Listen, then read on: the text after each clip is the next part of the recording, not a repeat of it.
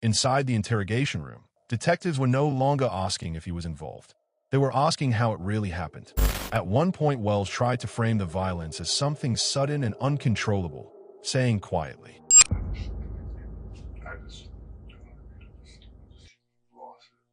The detective didn't challenge him aggressively. Instead, he slowly reconstructed the moment step by step, forcing Wells to confront the sequence he was trying to blow. Realize this baby strangled her. Drag her back to your bedroom and try to have sex with her again before all this fades. Do I got all that right? It forces the suspect to hear the crime in its raw, uninterrupted form. This technique reflects narrative confrontation theory, an interrogation strategy where detectives reconstruct the suspect's story out loud, removing the emotional buffers and euphemisms the suspect used to protect himself. But the pertinent questions are who this evil man is, what happened on that day, and how detectives psychologically catch him 35 years after the murder with a perfect bait. Thanks to the law enforcement for providing us with this footage, and this is the first time you are going to watch detailed interrogation. Welcome or welcome back to my channel. I don't have many followers, but your single comment is a ray of hope for me.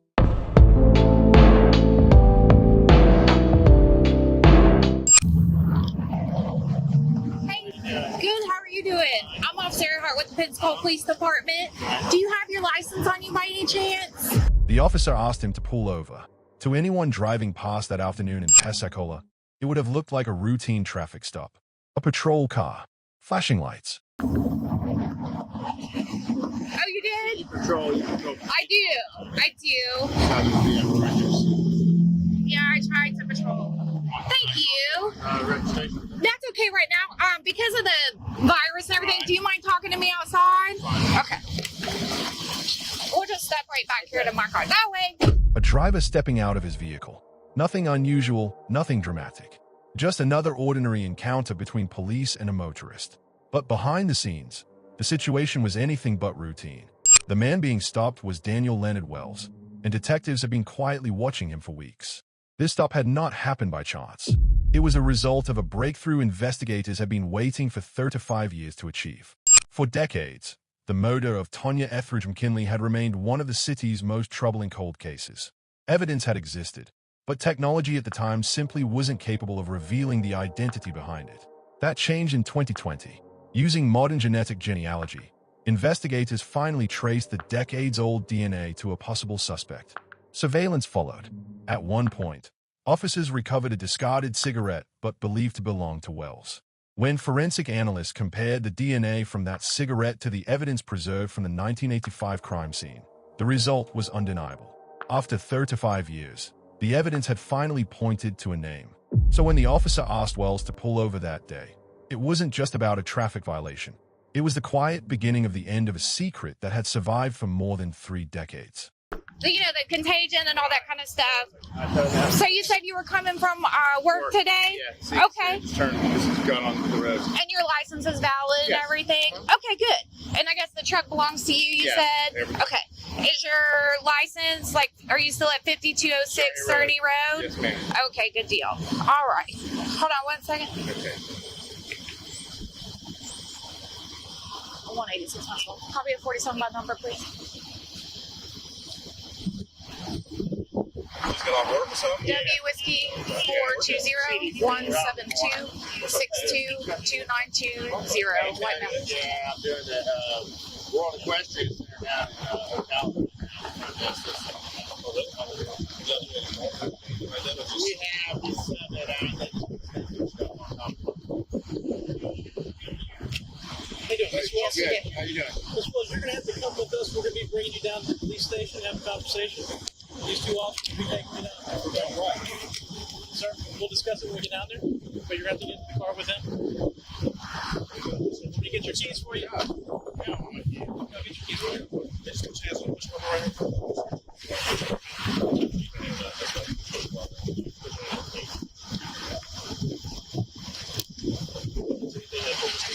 No.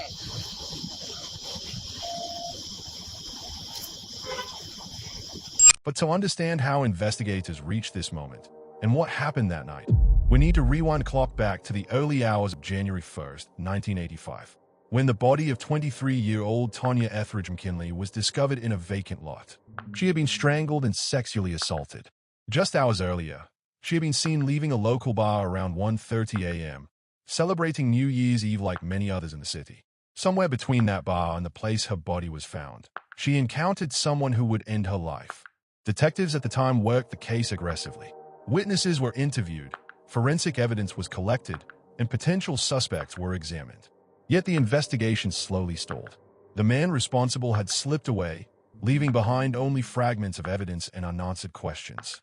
For more than 3 decades, the murder of Tonya McKinley remained one of Pensacola's most haunting cold cases, until the roadside stop, the discarded cigarette, and the DNA that finally brought investigators face-to-face with a man they believed had been hiding in plain sight.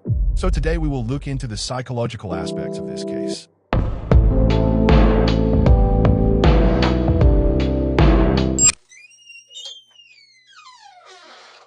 Hey, Jim, could you have a seat right here?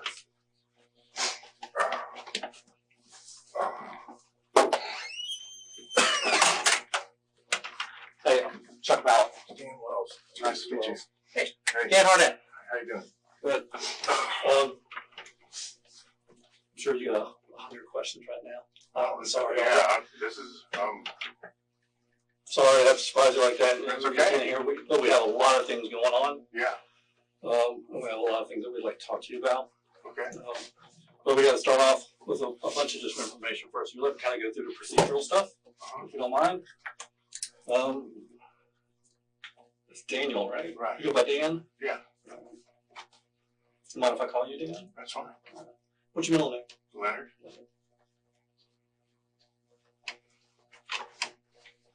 And your date of birth? Is August 12th, 1962. And your current address? Is 5206 Cerny Road, What's the phone number you can reach? 816-560-4025. 816? Yeah, Kansas City. Is it Kansas City? Nowadays, everybody Right. keeps their phone number, even though they move around, but it's all the different area codes where everybody used to be 904, and now everybody's 850. It's a little bit different. How long have you been back here from Kansas City? 2009, 2010. Yeah, 2009. Came back here in 2009? How long did you live up there? 20, 21 years. Oh, really?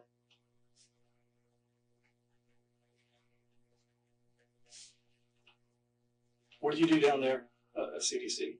Custom woodwork. What kind of, any kind of woodworking or? They cabinets do or- cabinetries and stuff, and I used to do a lot of stuff for Disney World. At first glance, this appears to be a routine interview. Detectives begin by collecting Daniel Wells' basic information, his address, phone number, and employment history. This is a standard technique used early in interrogations. By establishing a calm and casual environment, investigators encourage the suspect to relax and talk freely before the more serious questions begin.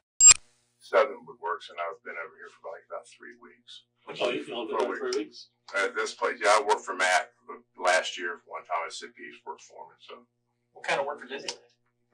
Just I do POSs and booths and. Do they offer Southern Woodworking here? Southern Woodwork, yeah, is a Tim Bennett shop over across by Chico. Yeah, And CDC, he does mainly residential stuff like that, but Why'd you switch? he's starting to do.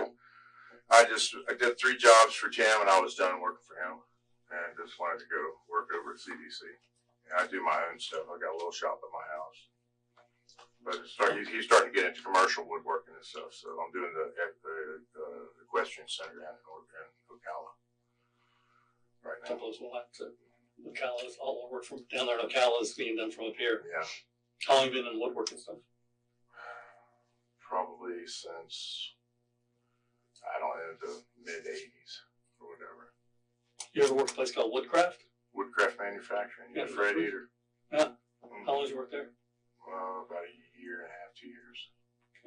My dad used to work there. Okay. Back see, he retired from the Navy in '87 for trucks, so somewhere in the early '90s. Yeah, I was not here. And he worked there for, so he's like a, I don't know, supervisor foreman for several years. So he was there when they did courthouse up in Atlanta. Yeah. They did the big benches, and so they did a lot of. It was surprising they did a lot of such big jobs, federal jobs, stuff like that.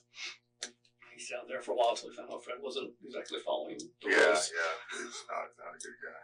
He's charging people, I think, for It's wrong mahogany, material, but he's using like a veneer. Cherry or something like that. Yeah. He used some poplar or something like that. Yeah, I heard about that. So you're from Milton? Yeah. Born and raised there type thing? Baghdad, no. Baghdad, Milton area? Graduated from Milton High School? Yes, sir. For the next several minutes, the conversation seems almost mundane. Wells discusses his woodworking career and previous jobs. But detectives aren't simply making small talk. They are carefully mapping his timeline, especially where he lived during the mid-1980s, the exact period when Tonya McKinley was murdered. Yes, like about 3 years, 3 or 4 years. So now we're talking about around 1990-ish? No, I was in Kansas City in 87, 88. So it was before that? Right. Okay, Yeah. so, I graduated in 81, and I was here until I was 26 or 27 years old. so 87-ish, you moved up to Kansas City. And you stayed up there?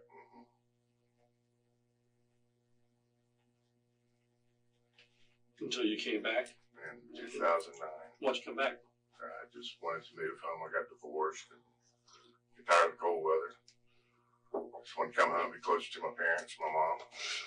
But she's passed since? Or? She passed like 2 years ago. I'm sorry to hear that. So you say you're divorced up there? When did you get married? I got married in 2004. She up there? You met her up there? This is one marriage? Yeah, this is my second marriage. Oh, your second. My first marriage was in 93 because Morgan was born in 94. Or, yeah, 95. But that was, And that lasted till like 98. I was married for like 6 years. and that was also up there. I was in Kansas City, yes. Was your wife then from up there also? Okay. So you met both your wives up there? Right. You said you had one child? One son. One son, Morgan, you said? So how old is he now? He's 24. Where's He's in Phoenix, Arizona. Phoenix? So basically, you got divorced, son's grown, he's moved to Arizona. Yeah. And so you end up in When Kansas I'm City not kind of there. by yourself? Yeah, the latter part of the last couple of years. Investigators begin reconstructing Wells' personal history. They ask about family members, past addresses, and when he moved away from Pensacola. These details might appear irrelevant, but they serve a critical purpose, verifying where Wells was living in 1984 and 1985, the year the cold case began. Decided to come back here to take care of your mom. Okay. Do you stay in touch with anybody from down here? Where you're gone, anything like that? Not really. Jay Bennett was the only person I really talked to too much. I used to do woodworking with. Yeah. Besides family, I had my sister. She's back in Maryland. You got a sister in Maryland? Yeah, How many sisters do you have? I have 4. 4.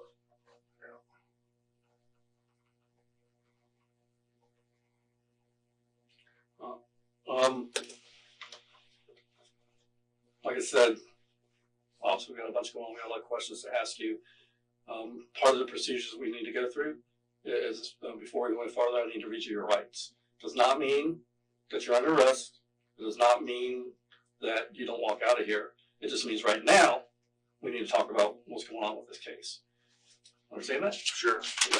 No questions about it? Yeah. Okay, so I want to read all these to you. Okay. If you don't understand anything, you have any questions, please feel free to stop me, okay? Before we ask you any questions, you must understand your rights. You have the right to remain silent. Anything you say can be against you in court. You have the right to talk to a lawyer for advice before we ask you any questions. You have the right to have a lawyer with you during questioning. If you cannot afford a lawyer, one will be appointed for you before questioning if you wish. If you decide to answer questions now without a lawyer present, you have the right to stop answering any time. You understand all those rights? Yes. Do you have any questions about them? No. Okay. Feel free to read over them. If you understand all that, that's the sign right there.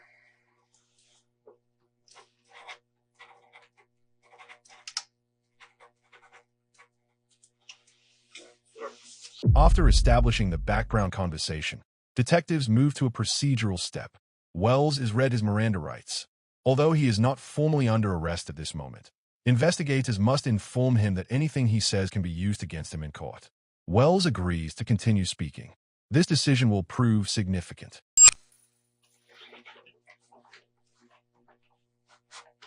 So you have 4 sisters? Yes. No brothers? Any of them still live here? One of them, I believe, still lives here. Quincy, I haven't seen her for a while. Sister They have name's Quincy? phone. Okay. She still lives where? She lives on Mallory Street, I believe. Do you not talk to your sisters? I haven't talked to her since. It's been How about your other sisters? Nan, I talked to. She's here, but she's back and forth from Maryland. But, then I've got a sister, Peggy, that I talked to. And they just had a falling out with my mother. One of those things. That's a shame, though. Especially when Yeah, parents, yeah. you know, now both your parents are gone, Right, all you'll have is each other. right. It seems like sometimes we should be able to put stuff aside. Yeah. I've only got one brother. Yeah. And he doesn't live here. He lives up in Indiana. Right. It's not my choice. It's their choice to do that. I'm always. It's a shame. I understand. I mean, my parents are getting elderly too, so I gotta start looking at that future. And I'm wondering what that's going to look like. So, back in the mid '80s, did you know a girl named Tanya McKinley? Tanya McKinley, no. She was on Milton High School. Tanya McKinley. I knew a Tanya. Or Tanya Etheridge. No. The tone of the interview begins to shift.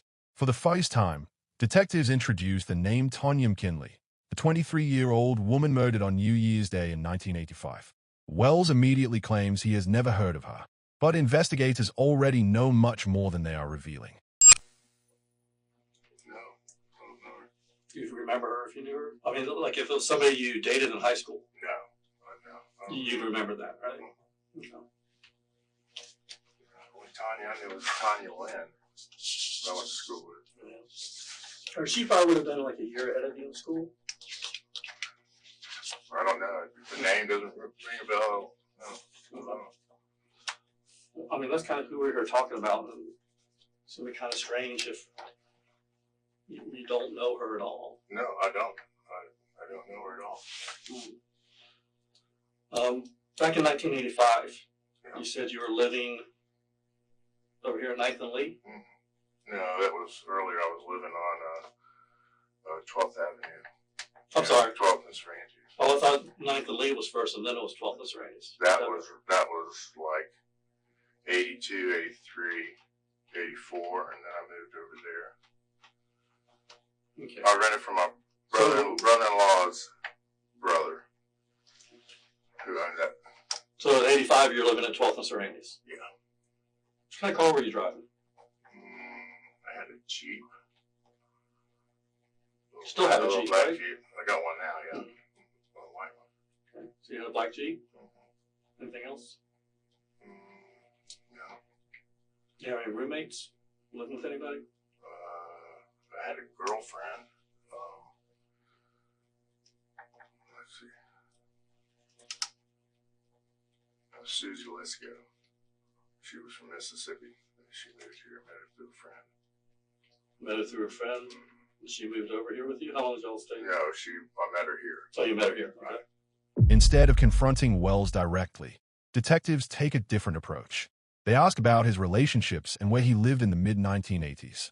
By slowly guiding the conversation toward the timeline of the murder, they allow Wells to commit to specific statements that can later be tested against evidence. You know where Elmcrest Drive is? You ever lived on Elmcrest? Have I? Mm-hmm. Don't think so. No. Would it surprise you if in 1985 were you in Collier County and got arrested for driving a suspended driver's license down there by Naples? I was working. You're working down there? And yeah, I remember that. Remember That's that? the only time the only time I got a ticket or anything. That's the only time you got in I trouble? think that. As far as Collier County, that was Woodcraft, I guess, back then too. Yeah, because you It listed on the was ticket that's where you worked. Marco Island. I was doing some work. Yeah, I made an improper left turn. But on that arrest, you told me you lived on Elmcrest. I don't remember. I don't know where Elmcrest is. Well, I mean, why would you give them a different address? So it's not on your driver's license, right? Because you never lived there, and your parents didn't live there. No. I don't remember that. I mean, I didn't have a license. You remember not having a license. You remember they Well, arrested. they arrested me for driving on a suspended license. I think I had my driver's license, but maybe I didn't. I don't know. You made a bad left turn. That's why they stopped you. It's legal left-hand turn. I remember that because it was faded. You couldn't see the arrow or anything on the road. But they get you at 4237 Elmcrest Drive, Pensacola, Florida. So it's not like sometimes when we stop people, we get their driver's license and we'll just write down the information on their driver's license without asking them. And so sometimes it's wrong because they moved, they haven't changed their driver's license. Right. But in your case, it would have been on your driver's license, right? It would have been this 12th and Cervantes address back then. At this point, investigators begin probing Wells about past arrests and troubling behavior from the 1990s, including incidents involving public exposure. While these offenses occurred years after Tonya McKinley's murder, detectives are exploring a possible pattern of sexually motivated behavior, something that could become highly relevant to the decades-old homicide. That's the two in Missouri. Not just the two that you got arrested for, because there's other cases. But I mean, so here's the thing. So I know you got arrested, right? Right. And so when we're asking these questions, it's not always just what you got caught for. Right. Right? Because when we contacted them, and the reports specifically state, this sounds like the same suspect in these other cases, and there's like 5. And now those victims chose, as many do, they didn't want to go through the court process, and they didn't want to have to go testify and stuff like that, but there's reports. Right. That you've done this more than that when I was in Missouri. While you were in Missouri. Right. You did it multiple times. Yeah. Independent. When was that? That was in the 90s, probably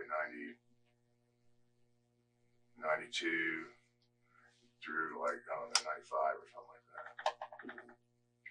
Pretty close. I mean, and like I said, it's been a while, but we're talking cases in 98 and then again in 98. So what was going on in your life during those two, 90 and 1998 that triggered you to behave like this? I don't know. Even if it was just alcohol and that led to it. Yeah. I don't There was something know. going on in 1990. Yeah.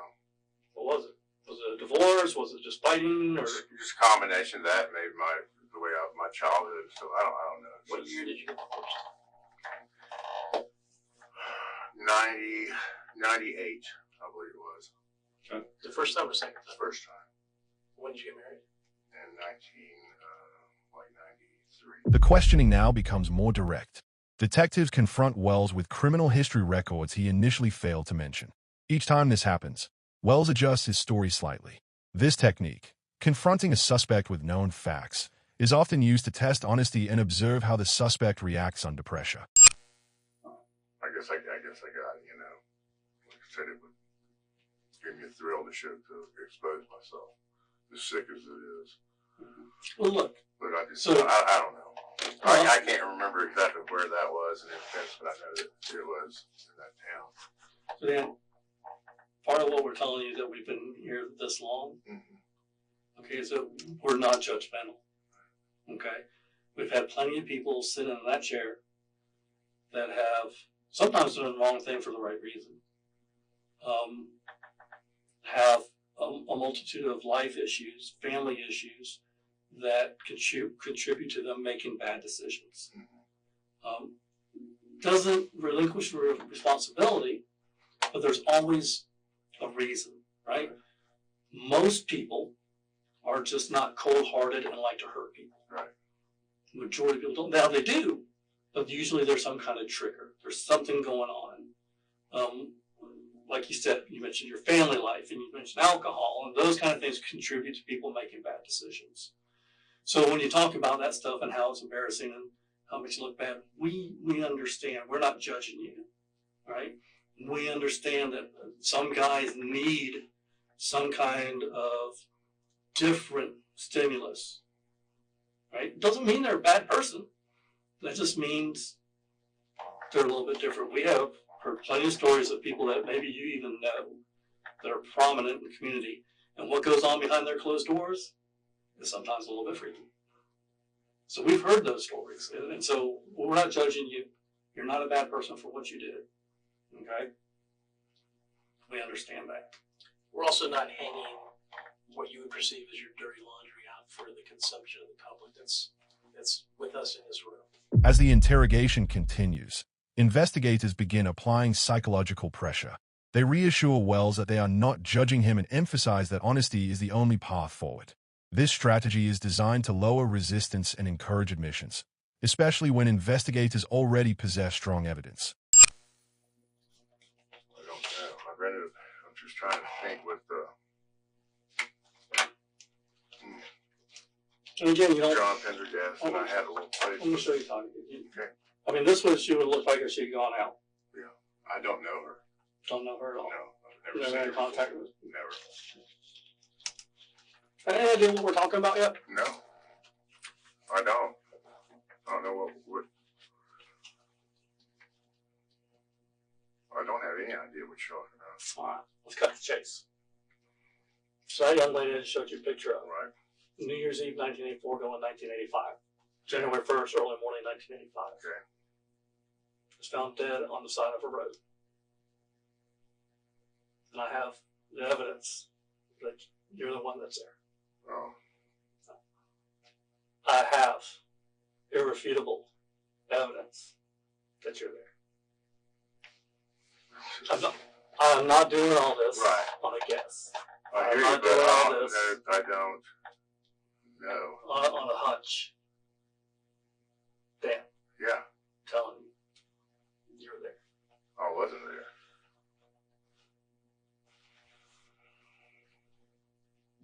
Do you watch TV? Some? Yeah. Watch any kind of crime shows or just news stories about crime or stuff like that? Cold case files, anything like that? No. After nearly an hour of conversation, the detectives finally reveal the real reason Wells is sitting in that chair. Tonya McKinley, the woman whose name Wells claimed not to recognize, was brutally murdered on New Year's Day in 1985. And according to investigators, the DNA evidence now places Daniel Wells at the crime scene. The calm conversation is over. The real interrogation is about to begin. You know about DNA? Yeah. DNA is actually just as positive, but not more positive fingerprints. Right. So, I can prove to literally 1 in 700 billion chances you were there.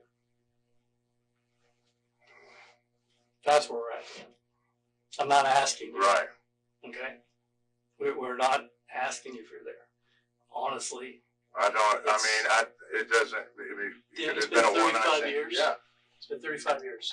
This is the first time you've probably talked to the police about this. I'm sure of that. yeah. Right? Have you noticed anything unusual for the last couple of weeks? No. Nobody around you looked unusual, seen a bunch of police cars for no reason, nothing No. like that. Felt like somebody was following you. No. No, well, we haven't. The thing is that your DNA is at this site, right? On this person. It is nobody else's except yours. There's no other explanation. Right? It can't be a possibility of somebody else's DNA. Your DNA is at this scene. Dan, I get this is your life.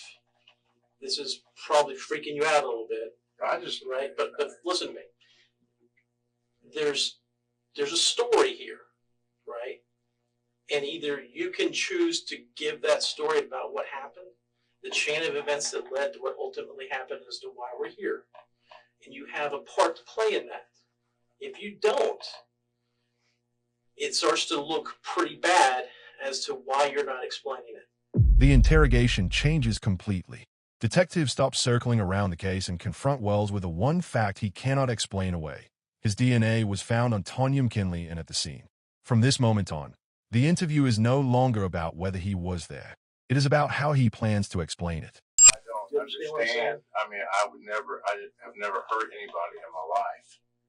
That's what's, I mean, I've had one-night stands and stuff before, but it's like, Have you had a one-night stand with her before? no, I don't know her. I'm telling you, I cannot recognize her. I don't know the name.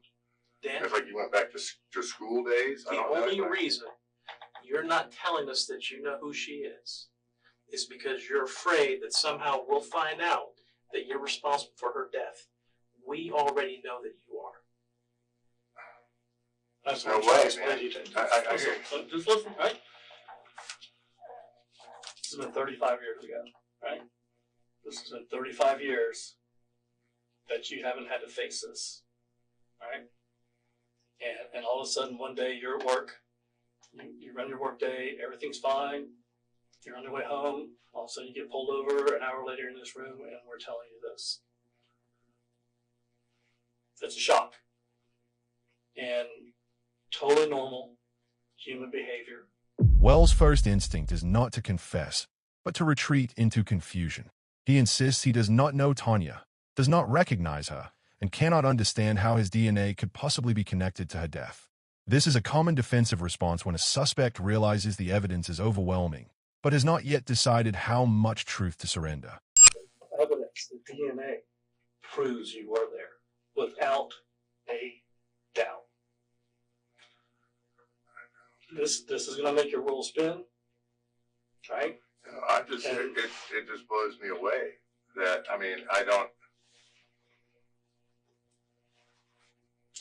understand. I'm really confused. Well, maybe I'm a little bit confused too. No, I mean, I don't know her. And I mean, I've never hurt anybody. I can believe you don't know her. Maybe you didn't know her beforehand. But I don't understand why, unless you knew her that night. You knew her very that well. I don't know. That's what I'm saying. I don't. I'll paint a little bit of this picture for you here, okay? I mean, I've been. So I've asked you about Elmcrest, Right. right? Okay. And so you're like, I don't know why. The address doesn't. I don't know why I said Elmcrest. I have no idea. I've got this there's a blank hole here where I don't understand why in 1985 I would have told the police that I lived on Elmcrest. I have no idea. That's what you've been saying. The problem is Elmcrest is like a half a mile away from where this happened. I don't consider that a coincidence. So now you don't remember living half a mile away or giving an address a half a mile away from where this happened. And now, even though I am telling you, just like I told you, you told the police down there you lived on Elmcrest. Now the detectives begin tightening the psychological pressure. They connect Wells' old address on Elmcrest to the motor location, showing that this is not just a random DNA match from decades ago. In their view, the physical evidence and the geography of his life are starting to point in the same direction, and Wells is running out of room to deny it. I'm telling you, the DNA proves that you were there, and you says, I don't remember. I don't know. And that's really not going to work for you. Because the scene, the evidence we have at the scene, paints a very ugly picture. This was not gentle. This is not an accident. And if you're going to let the evidence tell a story, it paints a very ugly picture. Your opportunity is to soften that, because we understand there are other dynamics that go on. We're open to the fact, because we've heard it time and time again, We don't go into anything with a closed mind because there's been too many times we go in thinking one thing and we walk out thinking something totally different because then we hear the other side of the story. That's how we operate from experience. But I'm going to be honest with you, right? That's all I can do with you. My profession forces me to be honest. So I can be honest with you. But the evidence tells me you were there. What it doesn't say is how everything happened. And then there's also the concern if there's other things going on. Just like you're like, well, there was one incident where I was like, no, wait, there was one other incident where, yeah, I didn't mess with you. Oh, wait, there's another incident where I'm asking. Instead of accusing him in a loud or aggressive way, investigators do something more effective. They offer him a choice. Either he explains what happened, or the evidence will tell the story without him. This is a classic tactic in homicide interrogations, making the suspect feel that silence is no longer neutral, but dangerous. I just don't understand. Do you not believe me when I tell you that? I You want to know don't. how we know you were there? I told you we were following you? Because we need DNA, right? So we have DNA from the scene. Week and a half, 2 weeks ago now, on your way into work, you threw a cigarette butt out the window. There's a way, actually, you're on your way up to a shop, I believe, on Palafox. And you're driving from the shop up Pace. And there may have been a police car behind you.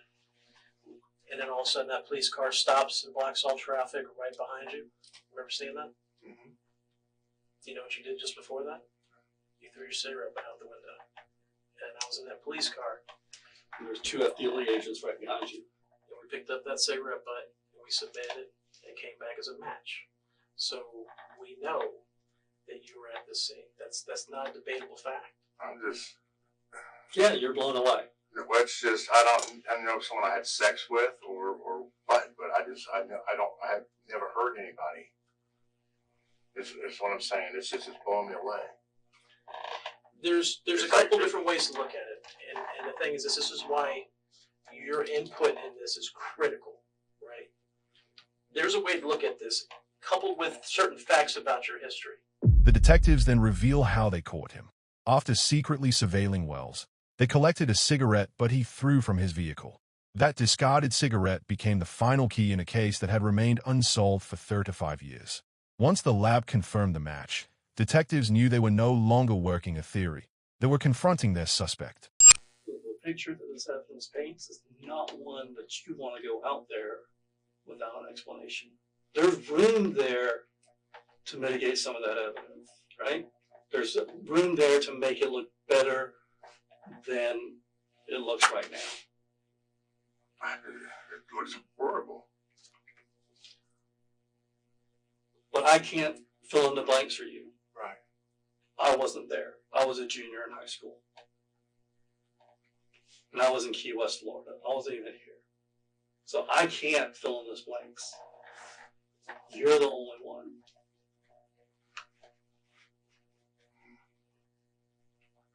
Your son's in Arizona. 24 now. Stay in contact with him? All the time. Very good. That's hard to do sometimes. I got a son that's in the Air Force. Spent 2 years in Japan. Now he's in Biloxi, which is just 2.5 hours down the road. We have a good relationship, but we might not talk for 2 months. Right? There's times he does it. We're like, hey, you're just a couple hours down the road. Are you going to come by and visit sometime? Because it's easy to lose that when there's a distance. But you and Morgan still have a good relationship. Yes. A great relationship. Can you ever come here and visit? When was the last time you came here and visited? About a year ago. Now the interrogation becomes more personal. Detectives bring up Wells' son, Morgan, and the people in his life who will one day hear this story. This is not random conversation. It is a deliberate psychological tactic, shifting the suspect's focus away from self-protection and toward how his silence will affect the people he cares about most. Not only your DNA, we have other evidence, right? So when you tell your story, and we can counter it with evidence, it shows that you're not being honest, which reflects badly on you. And we're going to call you out on it. So the best thing to do is just start at the beginning. Tell the truth, exactly what happened. Because every time you think, you say, I guess, or I think, it tells me that you're not being totally honest about that moment of the story. But there's no escape now except for the truth. Right. So just start at the beginning. Well, I remember that her friends had left her, and she wanted a ride home. And we went by my house, and we had a few drinks and stuff, and it just escalated from that.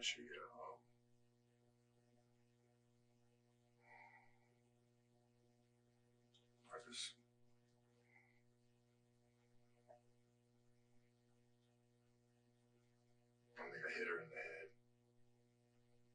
and it knocked her out. And it was a traumatic blow, and it killed her.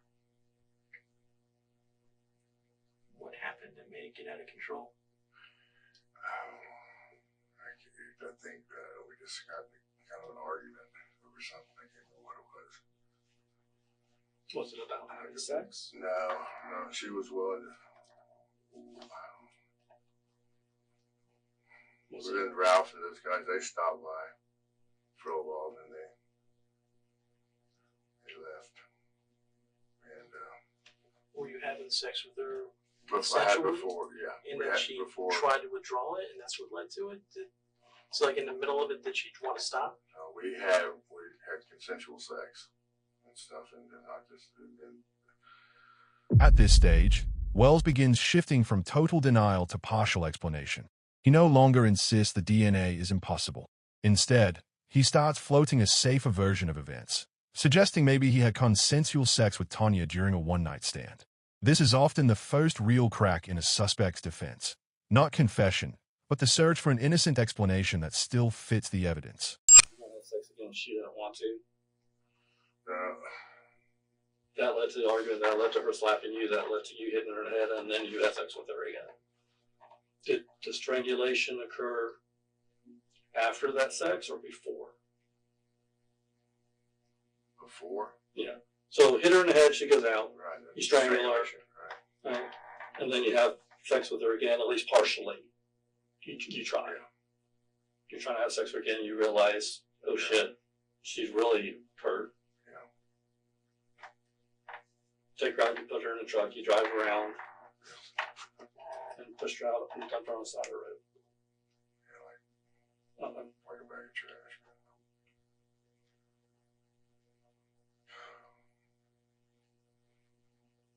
How about her? Believe it. Does she have any other belongings with her?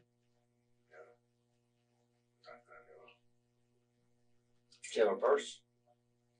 I don't know if she has a purse or not. She might have. Shoes? I'm sure. What'd you do with those? I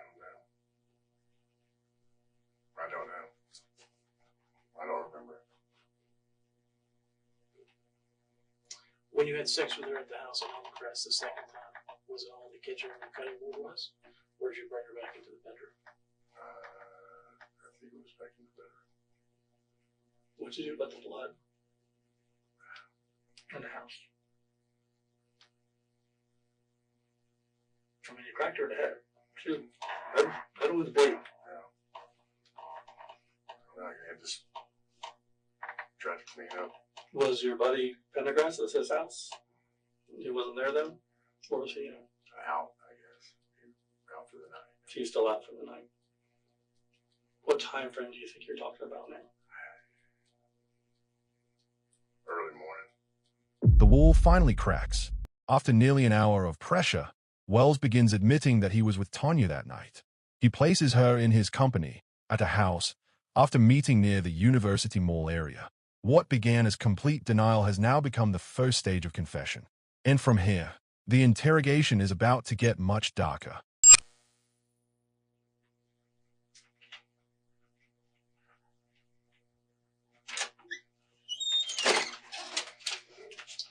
You good? Need more water in here?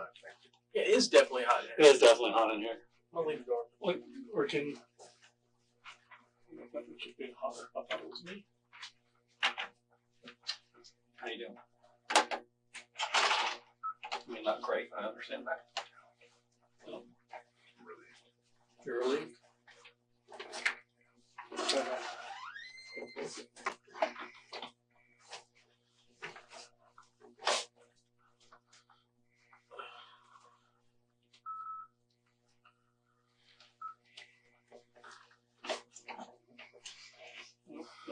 That tells me something about you.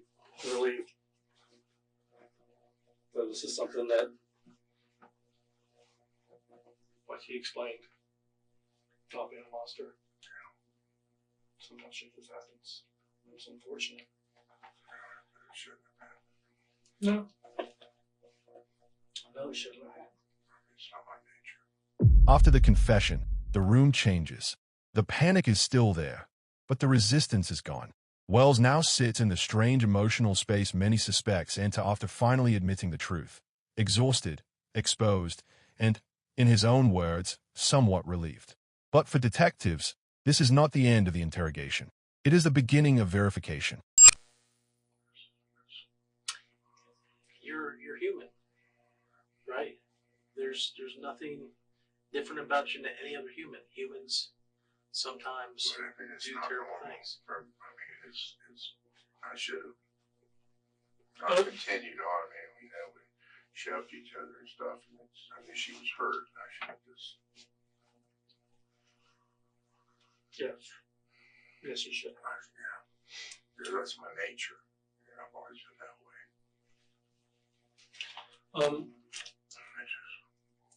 This has been, for you, very emotional. We're bringing back a lot of stuff, right? So it's difficult. And like we talked about you a long time ago, you're a dozen Coke, and stuff like that. So the story kind of came out in some bits and pieces. Once a suspect confesses, investigators do not simply accept the story at face value. They go back through it piece by piece, testing whether the account actually matches the physical evidence.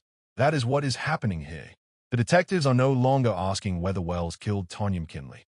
They are asking whether he is telling the whole truth about how it happened. Understandable. So we're trying to make sure we have a true understanding of the order of events and what happened. Okay, and we probably need to go over a few more things just to try to explain it as best that you can, with the 35 years in between and stuff like that. So, bar, meet her. She wants to leave. She wants to go to your house where you're staying on Elm Crest with Pendergrass. You'll have sex. And then afterwards, Bobby and Ralph come over for a little bit. They leave. We're not that long. Right? She wants to leave. You're having a haunt about it. Were you trying to get her to have sex again? Were you trying to talk her into it? Yeah. Okay. So she wants to leave. You want to have She sex was again. going to, because they were going to offer to take her home, so she didn't want to go with them. And so I said, and they left because they live somewhere in Milton. I don't know. And it was just, she stayed. Did she know them? Yeah. Okay. So I don't think she didn't know me until we just met. I think this is a coincidence that she went to school a year or two before me, because I don't know when she graduated or what. I never had seen her before until that night. Did not know her. So they offered her to give her a ride, but she didn't want to go with them. So we just stayed for a little bit longer. We just stayed at the house a little longer, and then you wanted to have sex again.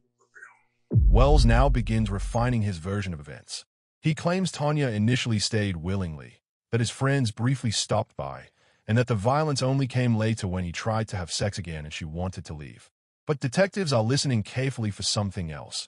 Not just what he admits, but what he still seems unwilling to say plainly. She didn't want to. Yeah. She was ready to go. So we're ready to go. Did she get dressed again? Oh. She was obviously dressed since your friends had already come over. Yeah. So her clothes are all together. She's got her pantyhose on and all that. She got redressed, pulled her pantyhose on, had her dress back on. Right. So then the argument happens. I just got forced by it. It was forceful. And I realized what I'd done. Did you? Well, so this is where we're trying to make sure we had a full understanding. I don't think we're both on the same page, but I think we kind of heard two different things. And we went over a couple times. That's why we want to make sure we're clear on it. And if our understanding is wrong, correct us. Right. That's all we're about. We want to get this right. Right. Okay. Whatever the truth is, that's where we want to be. But I struck her. And you hit her with the cutting board. I struck her, and then Did you have sex with her after you struck her? Started to. Okay, and then strangled her, or was it strangled then had sex with her? It was after strangulation. So you didn't have after you hit her. It wasn't hit then sex. I knew that she was hurt, and I just. This is where the interview becomes especially important. Wells keeps shifting the order of events, sometimes suggesting he struck her, then strangled her, then tried to have sex with her, and other times implying a different sequence. To investigators, that matters enormously. In a homicide and sexual battery case, the order of those acts changes the meaning of the crime, and possibly the level of brutality involved. And I told you, I'll be honest with you, on one of the stuff that we know stuff. Evidence Right. tells us things.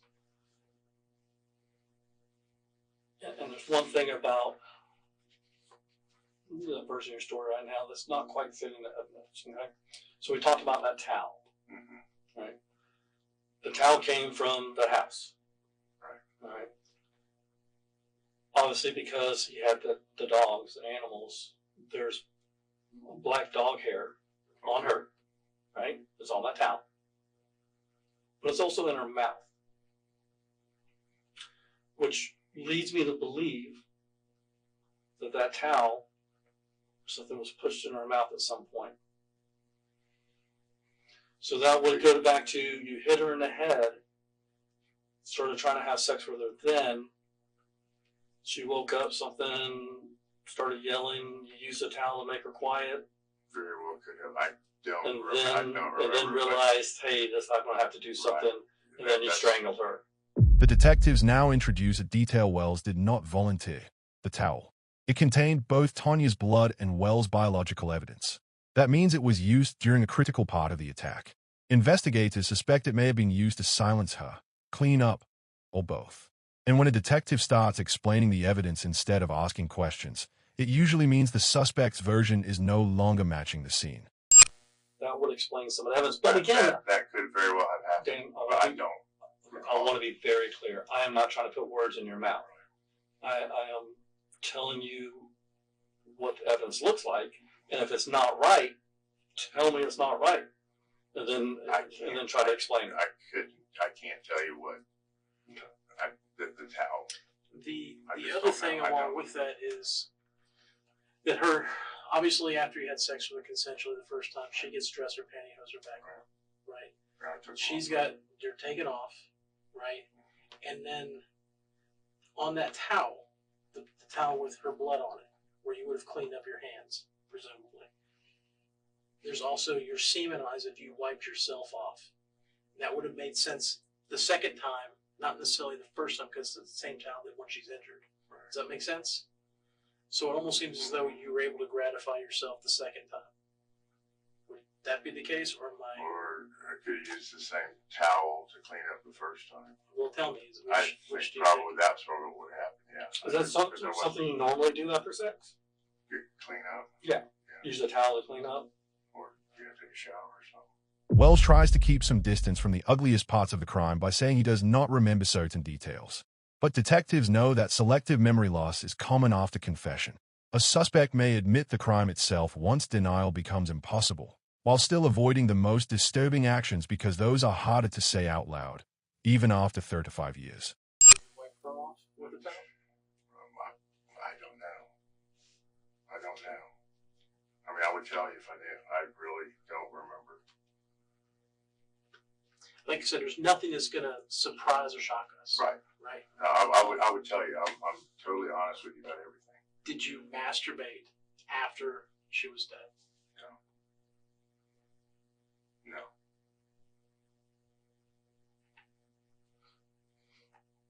Do you remember what color the towel may have been No. that you had back then? I have no idea. Bobby Hicks. How did you know him? He was older, but through just from Milton. Or did he go to school with you? No, he was much older than me. How old was he back then? Probably in his late 20s or 30s, something like that. So you're 22 at the time. This is January of 85, right? So you're August 62. Yeah. So you're 22. You would have turned 23 in August. So this guy's late 20s. He's probably 27 or something like that. Yeah. Okay. What about? He's from Milton. Or he was. What area of Milton? I don't. East Milton, I guess. I lived out that way. You don't remember how I'm you not met even sure if him? they're still around. You don't remember how you met him? Just through other people that I went to, the people I hung out with were a lot older than me. They were already out of school when I was graduating. Who are those people? Like Ralph. Mm-hmm. And How'd you know Ralph? he lived down the street from me when I You was see, in school, Outer Drive. Outer Drive. Now investigators turn to the people who were supposedly around Wells that night, old acquaintances like Bobby Hicks and Ralph James. This serves two purposes. First, it helps verify the timeline. Second, it reminds Wells that the detectives are not relying on his confession alone. They are rebuilding the entire night from every angle they still can, even after all these decades. one other thing that complicates this a little bit. All right. Remember he mentioned earlier a phone call? Right. So there was another young lady that was killed 2 months after, 3 months after that time. Her body was left similarly on the road on the west side of Pensacola, not too far from where you live right now. No, I don't know anything about that. From Cerny Road, from where I'm at now. It's not on Cerny, but it's not too far away from there. And you didn't live over there at the time. No. It's just coincidental that now you do live over in that area. And like I said, there's a phone call that was trying to take credit for some of these incidents. And we wouldn't be doing our job, right? Right. If you think if you're in our position and the officers back then, there's this murder. 3 months later, there's another murder. Right. Young lady about the same age, looks very similar to timing. Yeah. You know, No, I have no involvement with that. Similar manner. No, sir. similar lifestyle. Also found semen on her. This young lady here, which, I mean, if you were honest, you don't even recognize No. pictures of Tanya. No. I don't know her.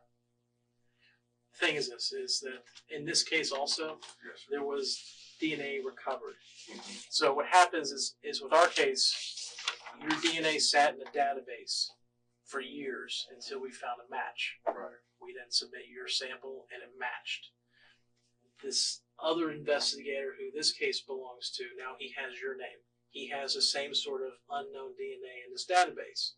Been waiting for somebody to compare it to. He's going to compare you. Okay. Okay, so just be prepared for that. That's fine. If it comes back and it's a match, right?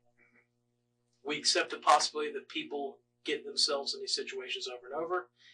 We're not trying to indict your person, right? Then comes another chilling possibility, a second homicide from the same year, involving a young woman whose body was also left in a similar way. Detectives make it clear that Wells' DNA will be checked against that case too. Whether he is connected or not, the effect is immediate. In that moment, Wells realizes this confession may not be the end of his reckoning. Relaxing that this is now off your chest to a degree. If there is, before this gets too far, please reach out to us. I would tell you. I would tell you. So a couple things are going to happen, all right? Yeah. Unless you got something else, Sergeant Arnold? No. Okay. So we also have a search warrant for what's called a buckle swab. So a crime scene supervisor will come in here. It's just Q-tips in your mouth. Okay. We have your DNA off the cigarette. This is a procedural thing to get the clean sample on that. So we have a search warrant signed by a judge that we'll read to you here in a minute. That authorizes us to take that DNA from your cheeks. And then she's going to roll your fingerprints. And she's going to get a major case, which means she's going to do all the fingerprints and all hands. That's also in the search warrant that we're allowed to collect that from you. It'll also be collected later on at the jail. The interrogation has become something even heavier than confession. Wells is no longer just describing a murder. He is beginning to face what comes after jail, the news, his son, his sister, and the collapse of the life he built over 35 years of silence. And for the first time, the consequences feel fully real.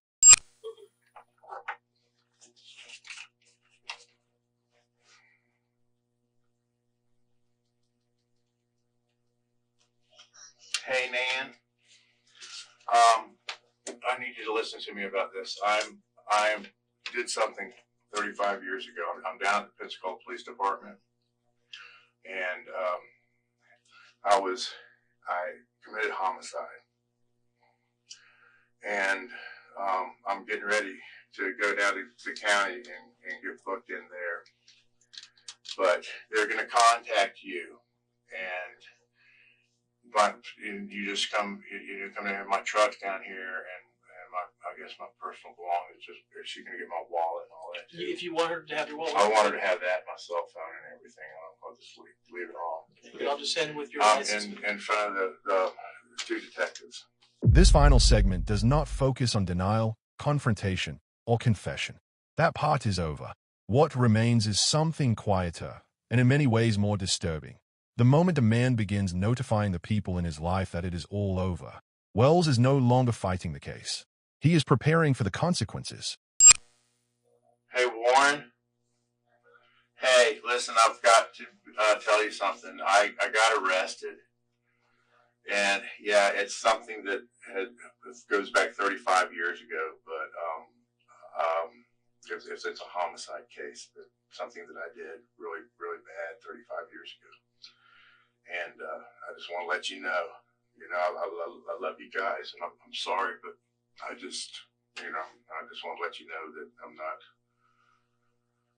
going to be at work tomorrow for sure. And no, I'm not going anywhere, dude, but to jail. I'll be going to prison. It's something that I did. You'll hear about it on the news. I'm sure tomorrow it'll be on the news. But I just wanted to tell you that you've been a good friend and a brother, and I love you. And just all my stuff that's in my shop, I just want you to have access to it, okay? Yeah, I'm sure maybe later on or whatever, but I'm sure Morgan will, get in touch with you or something too when he finds out. But I'm sorry. No, there's nothing anybody can do. It's something I just did to myself. One of the darkest moments in this final section is not dramatic at all. It is Wells calling family and friends, speaking about his belongings, his will, and the likelihood that he will never see his son again. The enormity of what happened in 1985 is finally colliding with the life he built afterward. And that collision is now irreversible. That's fine. Or you can get in touch with Nan or something. I'll tell Nan when I see her or whatever. But you just help yourself to my tools and stuff, okay? No, Nan's gonna take care of everything. Just tell Matt I appreciate it, and I'm sorry. Okay? All right, man. I love you, brother. All right. Bye-bye. We'll get some surprise phone calls. Who is that? 1 week or more. Do you think there's any reason for that? I'll have to talk to him after this. Yeah. Okay.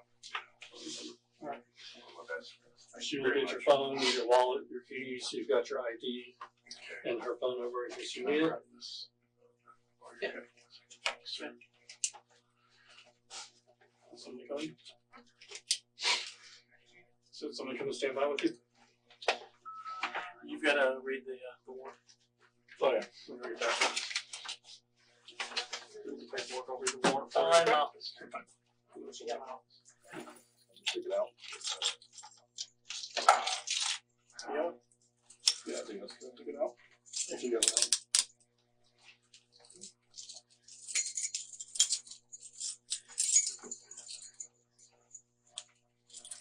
Lock these up so they don't tighten up on you. It's only like a couple minute ride, so.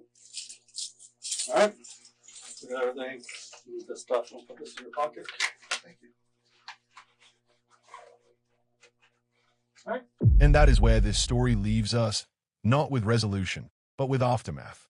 Tonya McKinley's family finally had answers after 35 years. But before Wells could stand trial, he was found dead in his jail cell. Which means the confession survives.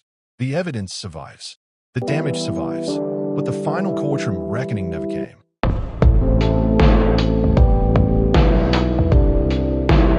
The suspect, Daniel Leonard Wells, was arrested in March 2020 for the 1985 murder of Tonya Etheridge McKinley after investigators used genetic genealogy and DNA from a discarded cigarette to link him to evidence recovered at the crime scene. He was formally charged with first-degree murder and sexual battery and held without bond at the Escambia County Jail while awaiting his first court appearance. However, Wells was never sentenced by court. Before his scheduled hearing and trial proceedings could begin, he was found dead in his jail cell in April 2020 in what authorities ruled a suicide. As a result, the criminal case was effectively closed without a judicial verdict or formal sentencing. Although no legal punishment was imposed, the DNA evidence and his recorded confession provided investigators and the victim's family with long-awaited confirmation of responsibility for the decades-old homicide.